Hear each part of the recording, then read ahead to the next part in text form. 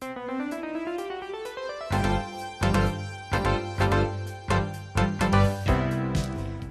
I'm Mike Sandner with Pickrel, Schaeffer and Ebeling.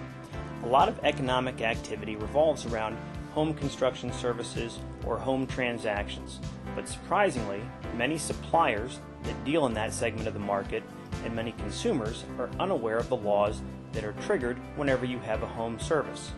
I'd like to highlight some of those laws and some of the significant aspects of them. First, the Home Solicitation Sales Act, as the name implies, governs transactions that are solicited or negotiated at the home.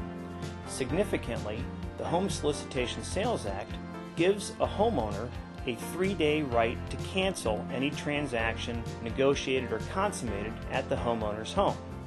Correspondingly, if you're a contractor or a provider giving service to a homeowner and you've entered into that contract at their home, during that 3-day period when the homeowner can cancel the transaction, you should not be commencing work, or you're going to risk forfeiting whatever the benefit or services that you're providing are.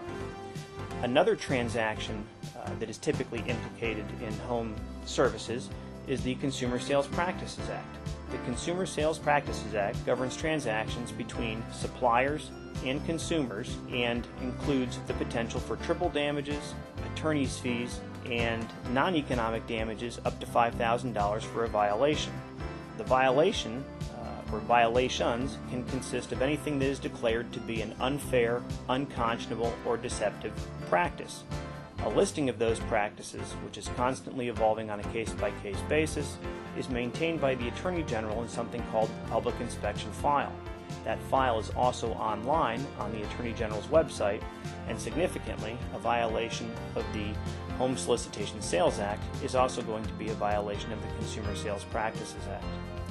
Lastly, there's the Home Construction Services Act. This act applies to somewhat larger transactions, $25,000 or more. Similar to the Consumer Sales Practices Act, the Home Construction Services Act also prohibits certain unfair and deceptive acts, but significantly does not allow for treble damages, although it does allow for non-economic damages up to $5,000, as well as the recovery of attorney's fees for a successful prosecution. If you have any questions about how any of these acts may impact either your business or a transaction that you've engaged in at home, please don't hesitate to contact me at the information below.